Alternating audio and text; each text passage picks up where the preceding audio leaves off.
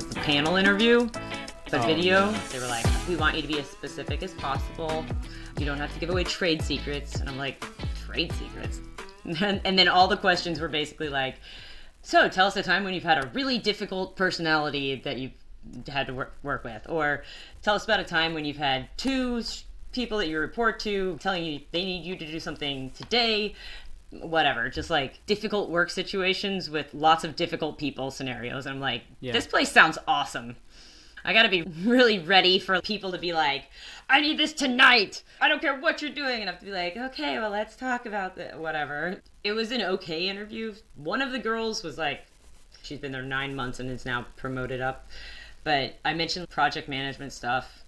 And she's like, you would not be a project manager. You would have project managers, people doing all that administrative stuff and meeting minutes and this, and really kind of talking shit about project managers, basically, like making it sound like they're just like chumps. And I was like, okay, I've done program management stuff too. The guy did not like it when I was asking questions about what we were actually implementing, which I still don't really feel like I know. The network of physicians. I'm like, okay, there is a lot to that. That's why we need so many goddamn program managers. Right. Yeah, not these project managers, these fucking chumps. We got more fucking project managers. Like, what do they even do besides, like, meeting minutes and sometimes put together a spreadsheet, I guess, if you can even count that as work. Talk about dead weight, these project managers. Yeah, right? And the guy's like, check your ego at the door, though. You have to do anything we need you to do. I'm like, cool. So that bullshit chump work that project managers do, I might end up having to do some of that shit. Like when I'm working with these horrible people who are awful to me and telling me they need things immediately. Even doesn't fucking matter what Susan asked for. I need this tonight. Like, yeah, okay, well, I'm already working on this thing for tonight. The other one was a good role. It was a project manager job, so oh my god, like I'd be really like, oh, at the bottom of the barrel. I was meeting with the VP of operations, who I would be directly reporting to. She was like, well, there's the 5 VPs, and then we share a suite with the COO and the CIO, and then our project managers, and those are the people in that office. And she's like, plus the admins. I mean, there's admins there too. I'm like, you should see the crap these admins do. I mean, just, yeah, writing emails plus admins. Like, I'm like, man, there's so much shit talking going on about these other rooms. Like, God, they suck. But I mean, I guess we have to have them, because otherwise, who's gonna order the projector to be in the room? I don't know. We'd have to have a project manager do it, I guess. Right. Yeah, like they do all this texting, which I feel like is weird anyways, like versus emailing, which I'm fine with getting a text, whatever, but like throughout this whole time, I'm feeling like he's my needy boyfriend who's like way more into me than I'm into him. And I'm like, okay, yeah, I'm gonna call you, I promise. I'm just really busy right now. So within 30 minutes of me hanging up with the VP, I got a phone call and then a text message in response to that saying like, we want to talk about this stuff. And then she called me again the next morning, sent me 2 more texts. So I will say that email is generational, so it shows your age that you're a email first kind of person, as am I. Basically, like the new parents, they do not use email. They don't respond to email. If you're under 30, you're like, email. It's like, well, no wonder these people can't find jobs. Probably their emails full of like interview, like, hey, we schedule an interview, and they're like, I don't know, I'm not getting anything. This phone is not like, I got the texting notifications turned on. I don't understand it. Why aren't they texting me? I also feel like it's more formal. This is a job that we're talking about me being hired here. I mean, I wore a half a suit, for God's sakes. Yeah. You know? I mean, yeah. Talk about formality. I mean, yeah. I dried my hair and everything. If it was wicked formal, they'd probably send you a letter, like maybe a courier would curry over a handwritten letter, right? Dearest Kalyn, it has been nary a fortnight since we interviewed in the day of our Lord, July 19th, 2024. Yes. I talked to one of my friends about how much money should you be saving for retirement versus if you live on blah, blah, blah. Yeah.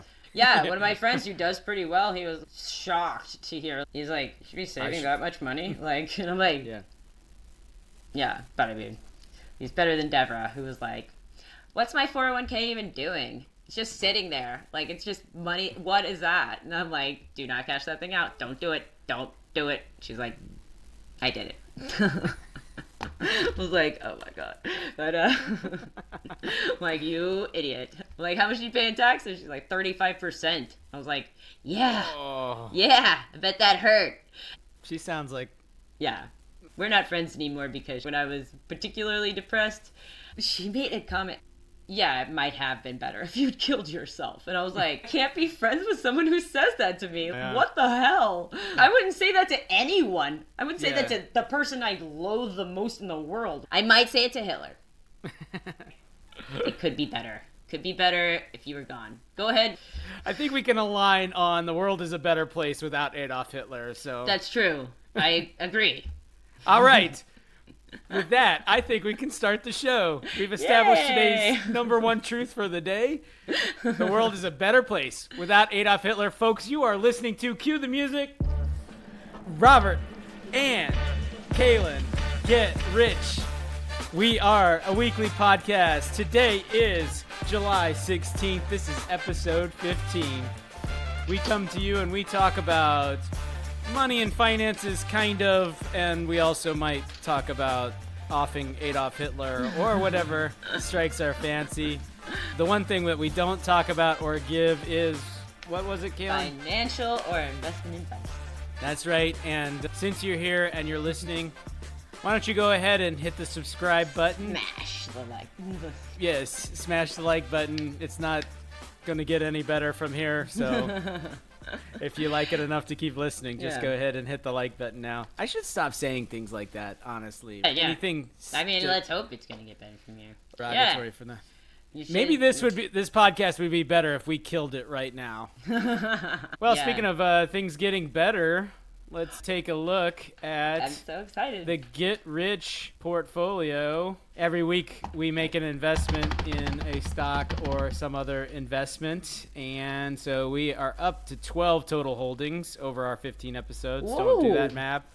And right now we are up 3%. I saw the lifetime. 356 and I was like, what? We got up 356%? Like, how did we do it? Folks, that's if you keep listening to this show, you too can be up 356%. You got to do something besides what we're doing because we don't know how to hit those kind of numbers. But Because we're up 3%. now here's the bad news. That $356, well, Chicken Soup for the Soul Entertainment is still showing as down 623. So if you take 623, I mean, we put in $1,000. This is basically gone to zero. It's just frozen here at it's 10.55 cents. For some reason, Google still has the stock listed and is still showing its performance. So I looked on here. I was Penny like, and a half, huh? we bought it at 28 cents, and it's now at 1.7 cents. So we've lost well over 99%. 90%. So that is a classic Kalyn investment. Yeah, that one. Then also what everyone is doing best. Right, which I think might be ATAI Pharmaceuticals. Oh, am I the asshole? Yay. Yeah, up 23%. It turns out that psychedelics are doing great. That's great. Yeah. I don't know why. And Eagle Pharmaceuticals, the guys that can't even be bothered to file their NASDAQ, they're up 39%. So It just goes to show you don't even need to bother with that NASDAQ filings nonsense. No one needs to do that stuff. No. That's just what the chumps do. Following the NASDAQ rules is for suckers. That's Yeah. Yeah. And Warner Brothers is surging today. I almost bought a Consumer Reports magazine. I just happened to be looking at them, and the cover story was streaming services versus cable. But I mean, I feel like I understand the offerings at the moment. And, You don't need the Consumer Reports level of to be explanation. like the Fire Stick is the way to watch versus the Chromecasting or whatever. I thought you had to be like 70 to read Consumer Reports. Oh, I love Consumer Reports. Okay. Well, you're an old soul, I guess. Well, Molly got me onto them whenever I was working for her. I had the password for her login or whatever. You borrowing her subscription was a precursor to how people do streaming today. Well, yeah. I mean, I've shared Mom and Dad's Museum of Science and Art Museum memberships for ages. And actually, their Kroger membership. Rewards, yeah. Yeah, and it used to be the bomb because they gave them a 10% discount on any Kroger product for this because they're seniors. And so I got the senior discount. They took that away. I don't know why. That's inflation. Thanks, Biden. Yeah, Biden. Yeah. Took away our senior discounts. Well, let's look at the S&P baseline, which does not have a stock that's gone out of business. Yeah. It's up 6%. Today it's up a third. I got to say the S&P 500 lately has been doing awesome. I'm not even unhappy about it that since we're competing against it because my actual real money is more representative of the S&P than of our let's buy chicken soup for the soul for sure. So S&P has just been crushing it. I saw this article of why S&P is doing great, but there was an assassination attempt bump. Basically, Wall Street wants Trump in the White House because of tax stuff. Well, the Dow Jones hit an all-time high, and then Trump Media Technology. Oh, I bet that soared, yeah. Conservative video sharing platform Rumble jumped 21%. Rising odds of victory boosted oil producers, gun makers, private prisons. Yeah. My favorite industries. Private prisons, gun makers, and oil. Maybe we should research private prisons and gun makers. Oh, he's pro-cryptocurrency. Oh, I thought that might be going towards our Dogecoin. How's Dogecoin doing? Because I know that Elon Musk is very all for Trump. Let's see how Dogecoin's done the past couple of days. It's up 5% today. Right. Wow. Past 5 days, up 18%. Wow. Nope, I'm still in the hole on Doge. I was very bullish at the wrong time. So, the first buy, I bought it when it was 5 cents. Oh, okay. That's money good, yeah. Right. Yeah, that was a good purchase. Yeah. Then I bought some when it was 31 cents, and then more when it was 31 cents, and then some when it was 40 cents. Because I was like, this is going well. This is going to the moon, yeah. Yeah. Wall Street Bets really led me astray on that one. I was like, here, just you guys have my money. I could have just transferred the money to you. We didn't need to get Robin Hood involved. I read that thing you sent from Wall Street Bets. This was about Denison. Right, and I think that guy put together a pretty good thing. I definitely like things that have 6,000% potential returns if they go well, so that part's good. I'm personally dubious of mining stocks that don't actually mine anything yet. I think there's a lot of science experiments going out there that are funded on the stock market. I watched a show about a guy. He had this huge scam that he had mines. It was like in Malaysia, and the way that they prove that the mine is going to be able to produce is they take a long tube sample, and he was just putting gold in it, and then you'd send it off to a geologist. The geologist's like, wow, there's tons of gold in here, and he had nothing. He had a couple of holes that he dug himself in the ground, and he got away with $300 bazillion. It's a very interesting story because he got all kinds of investors on board with this because he's just like, look at these results, and they're all verified. I can send this off to different labs. Because he's just shaving down his wedding ring or whatever into this sample, They came to arrest him, and he had a helicopter take him away and then drop him in a jungle he was just never seen again. Such a great story. Yeah. Was he like Batman, where they was he hanging from the ladder up into the... Right? Yeah, we're going to have you shooting at him. Exactly. Yeah. Going from one airplane to another airplane on zip line. That's fantastic. Yeah. One question I have for the thing that I sent you on New Scale. They have the flag for DD. What does that mean? Deep dive is what I came up with because it looked like the people were talking about thanks for the DD or something like that. That makes sense, yeah. I don't know. He's suggesting buying the $5 calls on a stock that's currently priced at $2. That's why the call is so cheap. Mm-hmm. So for you to make any money at all, the price would have to go from $2 to $5. Right. But he wants this stock to go from $2 to $15, which would be awesome. And so what he's basically showing is here's how you take that's 7.5 times, but instead of 7.5 times, let's use options and turn that into 50 or 60 times. So, and then I say, at 15 cents, you can not invest a whole lot of money, and right. If it goes to zero, big deal, right? So, Yeah. Anyway. That sounds great.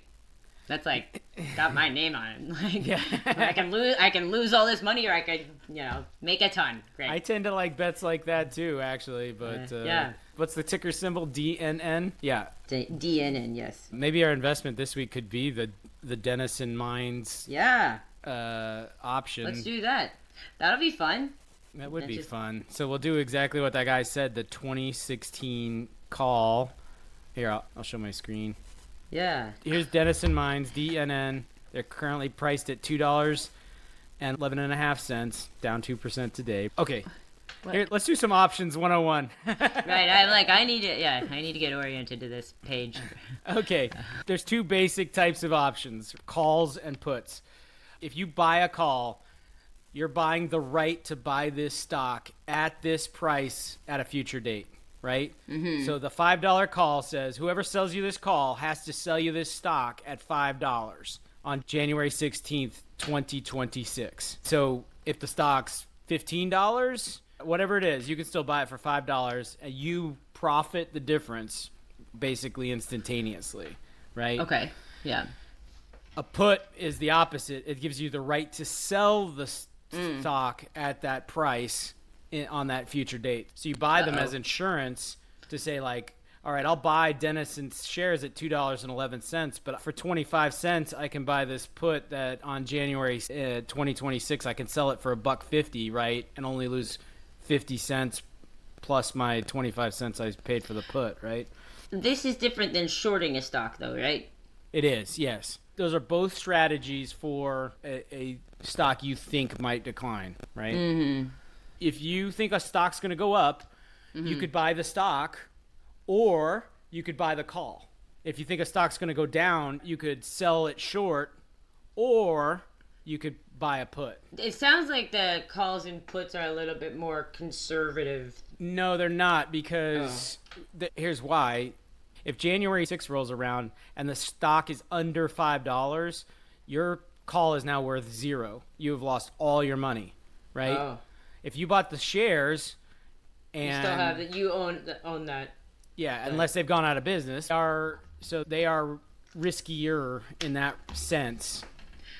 But as you saw from that example, if it goes from $2 to $10, right, you would make $8 on this stock. But if you bought these puts, you would have spent 15 cents and made $5. So you've made exponentially more. Yeah, 25 times your money. Exactly, right. You make much, much more. So higher risk, higher reward, if you will.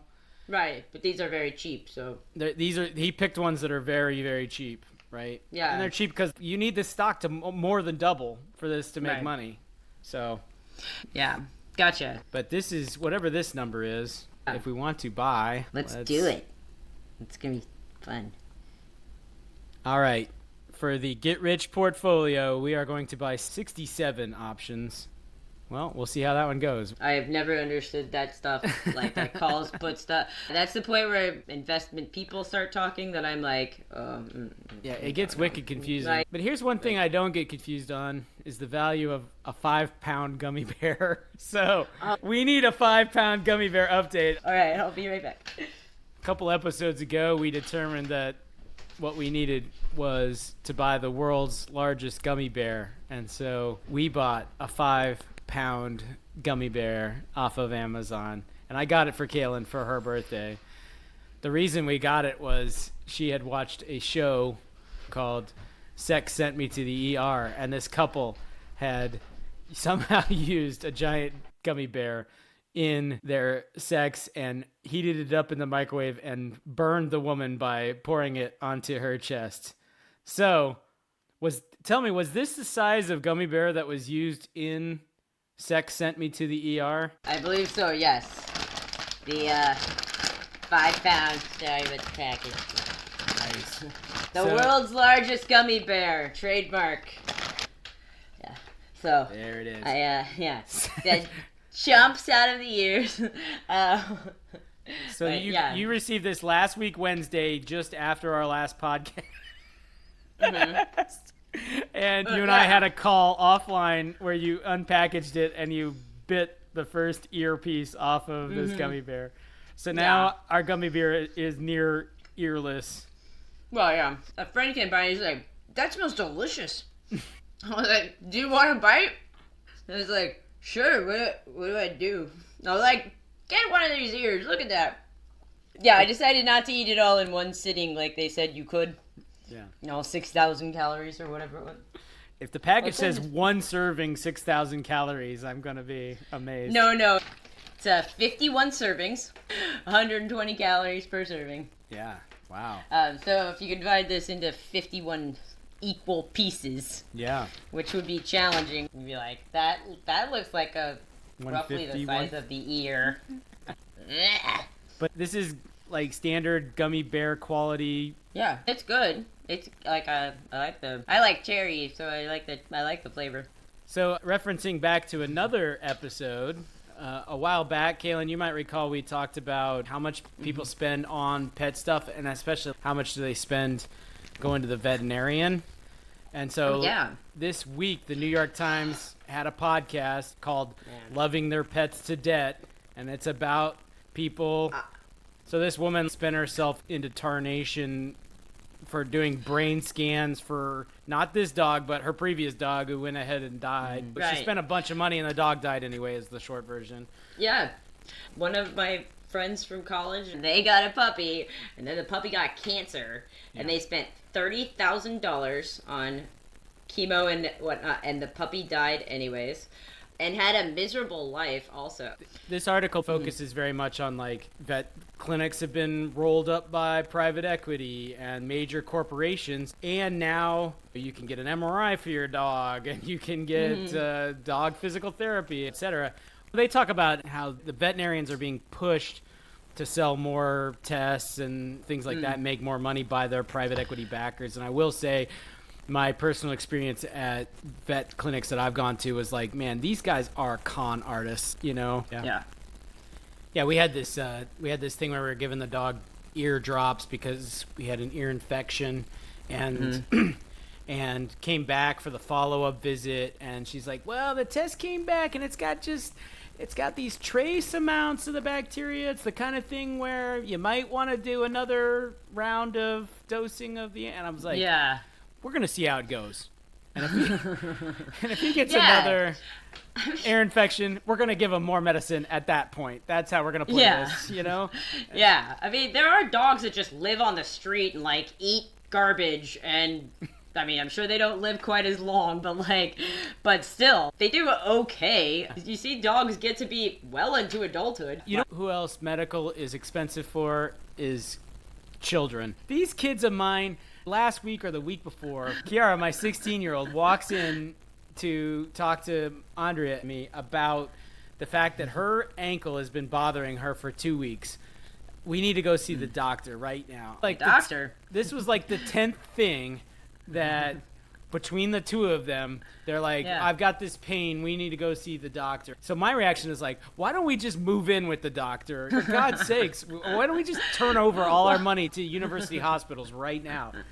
You know? Well, we were also not, I mean, Mom's like, oh, you're not feeling well? Well, let's see how you feel in a few days. But otherwise, I remember Dad talked about this the other day. He was like, I remember you taking an alarming amount of Tylenol or Advil or whatever before games, like a handful of it. And I'm like, yeah, sometimes I needed to do that.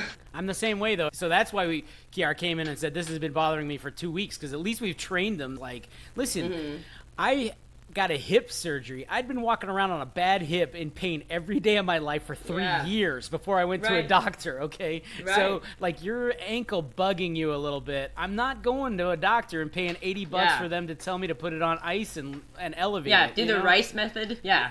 Rest, ice, compression, and elevation. Like, that's what they're going to say. Exactly. Then this conversation ends the way all these conversations ends, with our children shouting at us that we don't love them. And storming out of the room. So anyway, later that same day, I find out that Andrea has now taken her to urgent care to look at this ankle. So they go to urgent care. She comes back with one of those inflatable ankle braces or whatever, and she has a sprained ankle. And I'm like, Andrea, back in our day, Kalyn, back in our day, did we go to the doctor for a sprained ankle? No, you take a whole bunch of Advil when you need to and wrap that shit up and put some ice on it. Exactly. You're done. You get the ace bandage. You get the ace bandage out of the closet. You wrap it up real tight and you live with it until it feels better. If you need to, you get that leather so you can like surgeries or whatever, when they chew on a leather strap. I learned how to like wrap my ankles and stuff because I'd roll my ankles all the time. Yeah. Like once you start doing that, I feel like with soccer, then it's like you're just gonna keep on rolling your ankles. So you just tape that shit up really tight.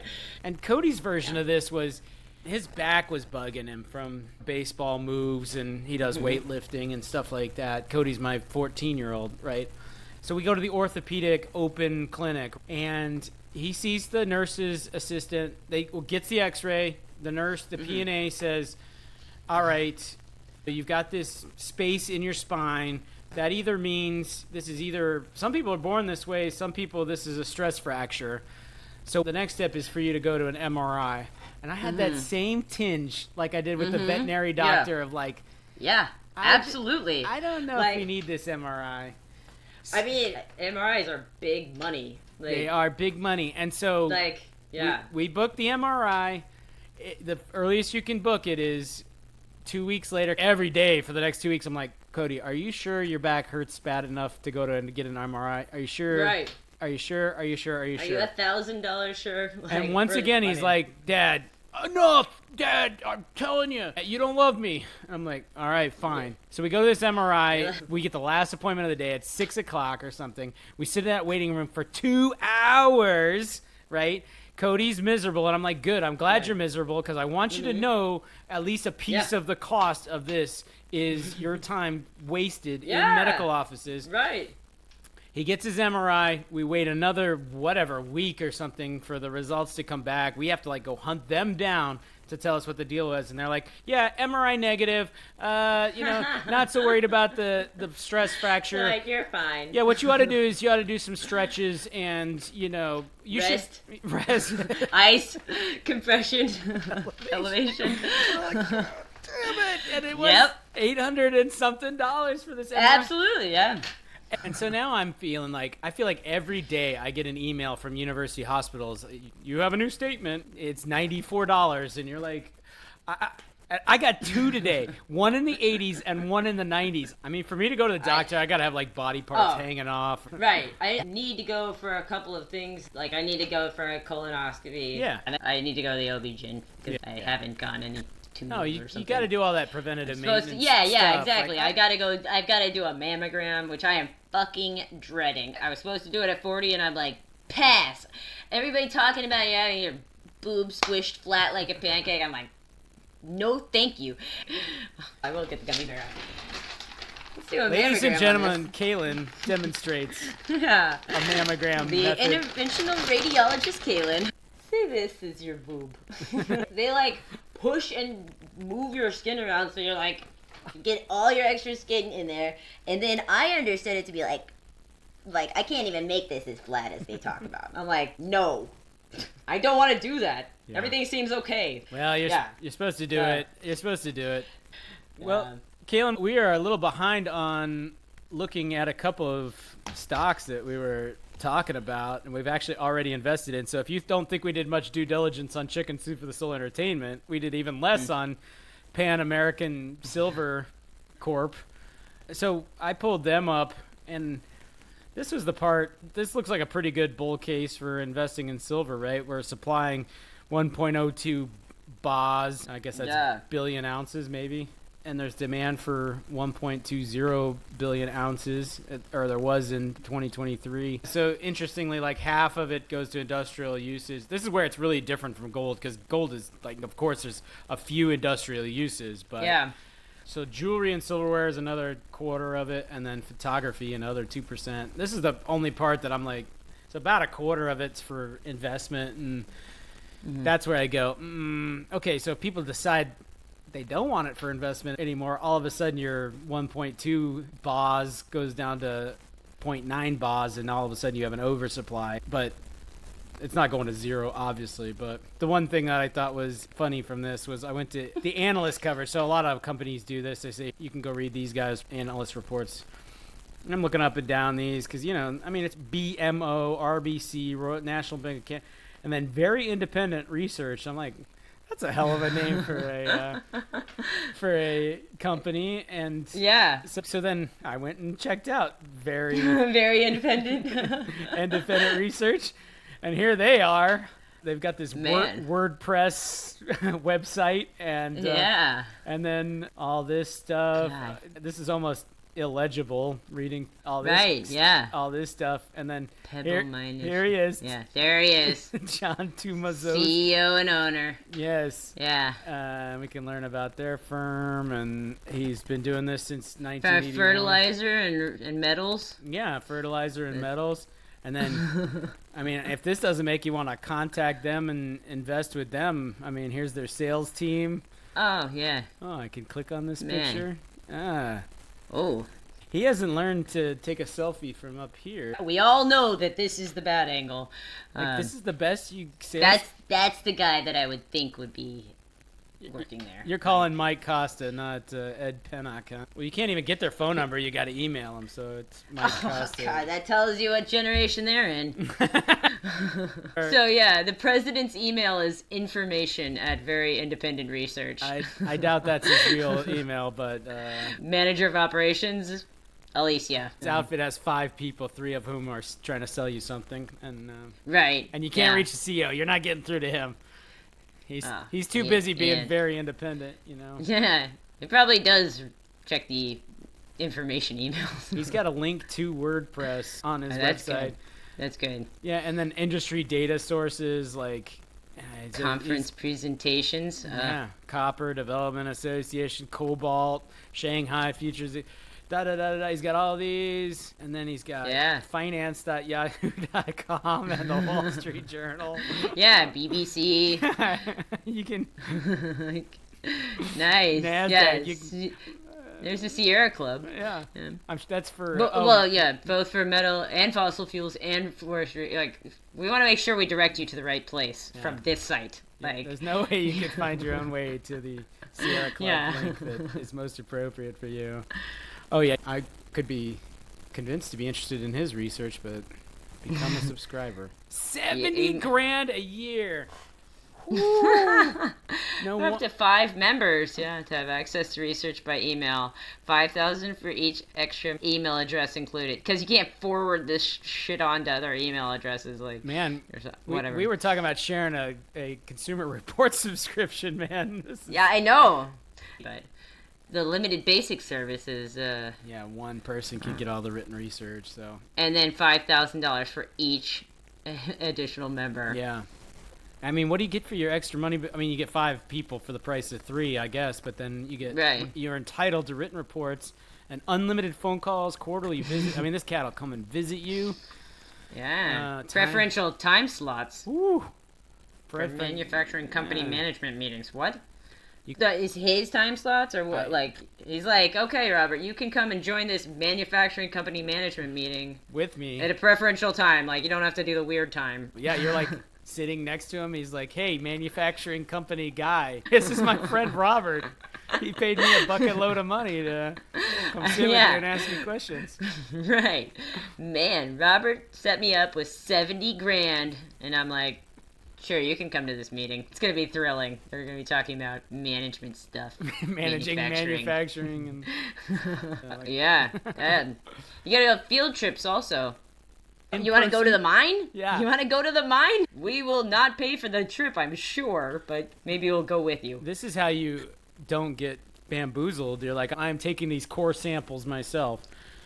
I'm going on this field trip. Hey, I mean, everybody's got to make a living. If you can make a living selling your services for $70,000, then go nuts. I did interview yesterday with a consulting firm. They were called Project Consulting Group. This is just like one of the most generic words we could put together that will describe what we do. Vaguely. Do you think they hired a marketing firm to help them with their naming? Come up with that? Yeah, maybe. Exactly. So you go to this meeting and the marketing firm comes in and says, all right, we've done our research. We've done all our work. And wait till... I thought about this a lot. Now hold on to your seats. Your new name is Project Consulting Group. Yep. Done. And they're like, hot damn, I love it. So guys, We listen, were our almost first there. thought was group. And then we thought, Yeah, no, yeah. not enough. Well, yeah. But what do we do? Well, we consult. Consulting group, that's it. Oh, No, wait. But we also, it's not just all, it's not Any kind of consulting. anything. We don't Yeah, consult it's- to dogs and cats. Yeah. No. We do projects. Project consulting group. Yes! Where? Like, What? What? best name ever. It is. Best name ever. All right, so the other one we're behind on looking at is Philips. Yeah. Philips says basically the minute we bought it, it dropped 2.5% or Golly. something. But I guess Philips does a lot of stuff besides toothbrushes, right? Oh, a lot. They tend to focus on medical, but so the Right. pieces of news that were down here, they did a big recall that was like a big deal. I guess they were like Imaging coils. they were like burning people in their MRIs at risk of death. And then the recall they mentioned in their analyst presentation was the sleep apnea Oh, yeah. recall. So I'm like, man, Oh. these cats have like recalls left and right. The medical, Wow. Maybe that's why they were so quick to replace my toothbrush. Yeah. But Artisan Investments, which is a real deal, investing house, they now own 10% of Philips. So they believe in it as of 2 weeks ago. And then the Agnelli billionaires family is now the largest shareholder. They own something like 15% of Philips. They're the family that made all their money from Fiat. So I'm like, all right, they got some legit investors in this company. I mean, it's a legit company, but but they showed that, yeah, they lost $1 billion net income in the first quarter. But then when they did all the adjustments, the adjusted EBITDA was $609 million to the good. That's a lot of adjusting. Yeah. This is why I feel like corporate finance is like, what? Yeah, basically acquisition related and other charges amounted to 1.13 million euros, so $1.1 billion. Where this is like fair is they're trying to say, look, we don't make these acquisitions every day. So the true picture of our financial performance is if you take all that stuff back out. Right. So like, yes, our actual performance included these 1.1 billion of losses. But if you're like, what are we going to actually do on an average basis? It's going to be something more like 609. And 14.7% EBITDA for a company this size is really strong. Then they got the segments. So they got diagnosis and treatment, which that's not where any of that acquisition stuff was. That is that's not us. an That's 11.5. MRI. No, we don't care about that. It's connected care that it's like we had $1 billion in revenues and we lost $1 billion in EBIT, and that's because of these acquisitions, really. And then personal health is where they sell the toothbrushes. Yeah, 18% EBITDA.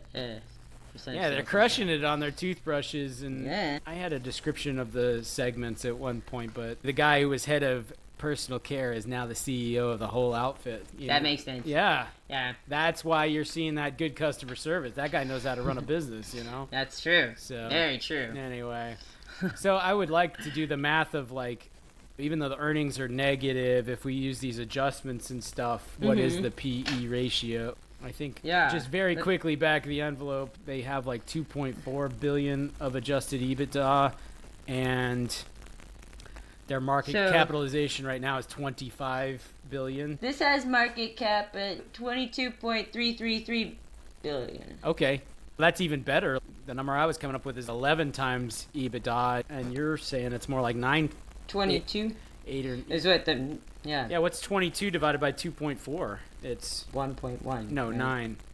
Oh, 9.1. Like, I feel like 9 times EBITDA is, no wonder these billionaires are piling in. yeah, billionaires and Kalyn Kimmel. Well, I haven't bought anything. I mean, you're actually, one of the but- billionaires, obviously, but I mean, yeah. I've bought like 7 other toothbrushes over the years, so I mean, I think you're I basically own that company. you're well I'm positioned like, to. back off, Aguera family or whatever you said, the Fiat people. Agnellis, they're Italians. Agnelli. They're not Oh. Spaniards. They're Italians. Oh. All right. All right, fine. You and your little cars. This is like a boring company to look at their stuff, but the only thing I also liked was their history and Just their mustaches, if I'm being honest. Yeah. If I go back, Yeah.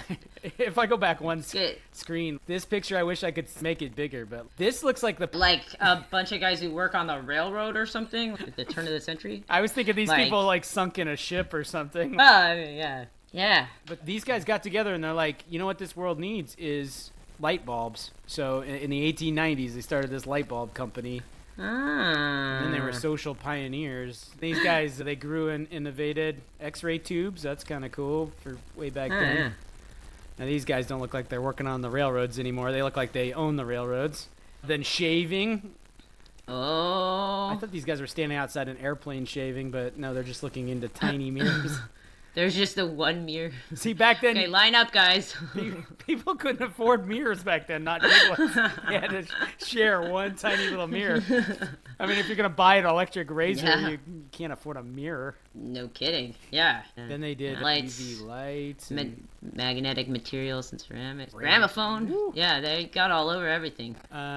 continued innovation in sound. VCR. They launched the first Oh. VCR. Wow. They launched... Yeah. Wait, laser optical disc. It all comes full Laser. Oh my gosh. compact disc with Sony. This all comes Yeah. full circle. Is Redbox Wow, going to be on no. this? I mean, probably. Or maybe it's Greenies. They'll be like, and then we decided we've conquered the world of electronics and, machinery and stuff. MRIs, Like, but we moved on to... yeah. Let's get back to basics. Dog treats. Not a and dog. Redbox. Then they delivered new experiences, so you could do your homework by lamplight. I don't know. Like candlelight, because you want a throwback. Finally. Finally, Toothbrushes. we gotta visit our exciting Phillips Museum. They got a museum? Yeah, hang on. All right. Well, it's the Dutch Then, Phillips Museum. yeah. They got over cookies Probably. up the website.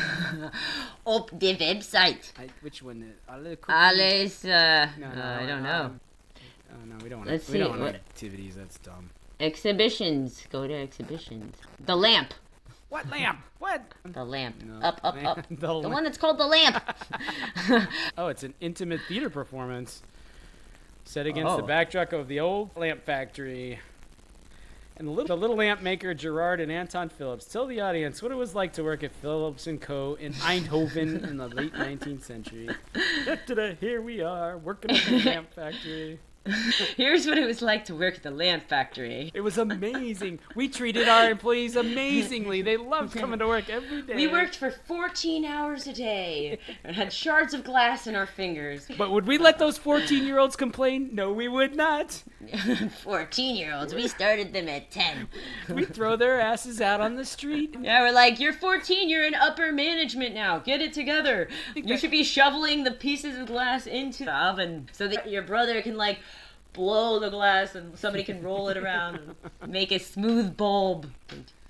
If you go to the Ford factory tour, you'll see the movie where at one phase the workers are striking and Ford sends in thugs to beat them up, and this is the darkest day in Ford's history.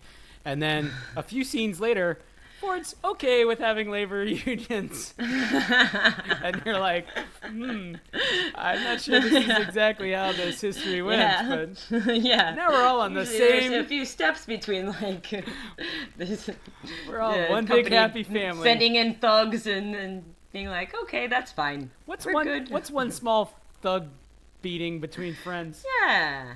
It's all in the past. Kalyn, we're getting a little long on this one, but do you have a podcast recommendation for the week?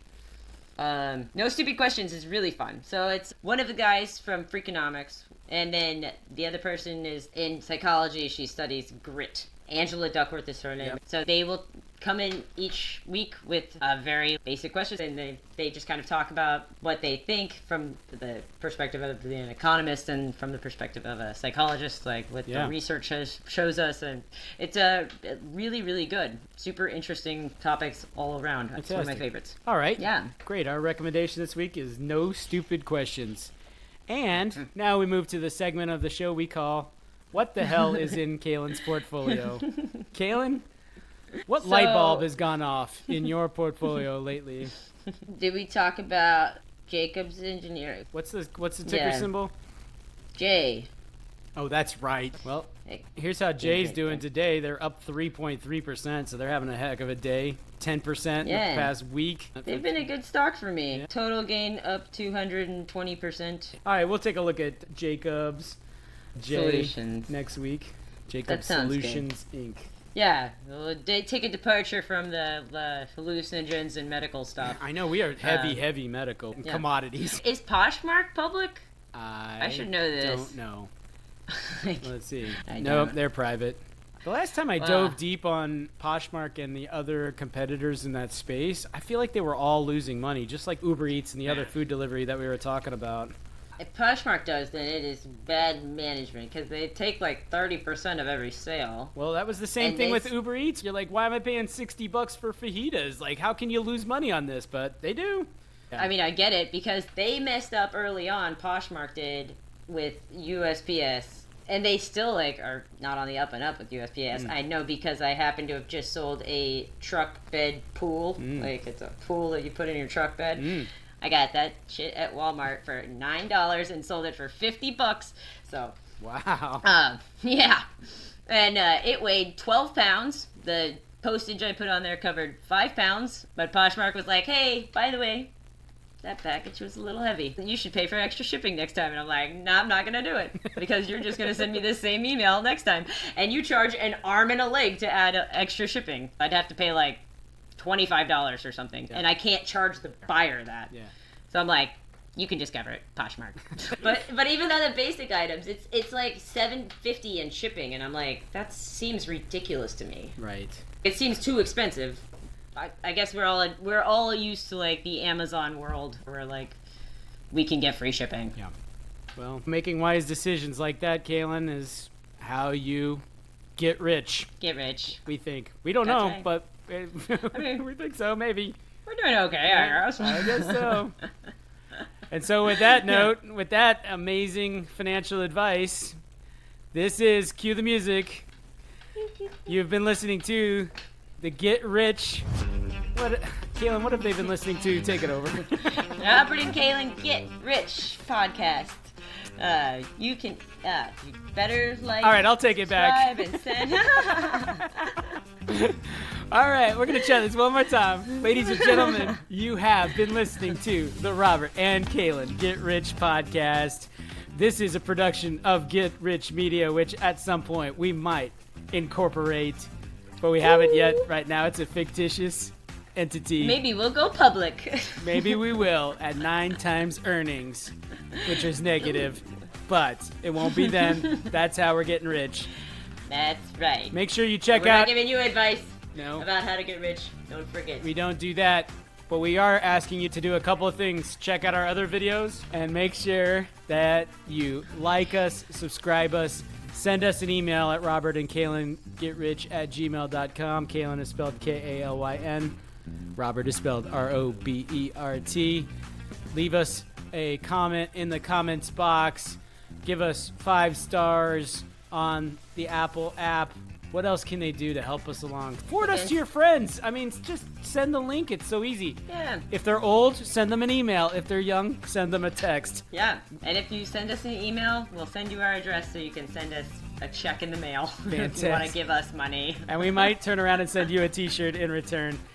Absolutely. Spicy nuts, we've got yours coming. And we would love to have your guest suggestions. Yes. And I think we've covered all the orders of business, Kalyn. So that's it. We will talk to you next time. Bye-bye. Bye.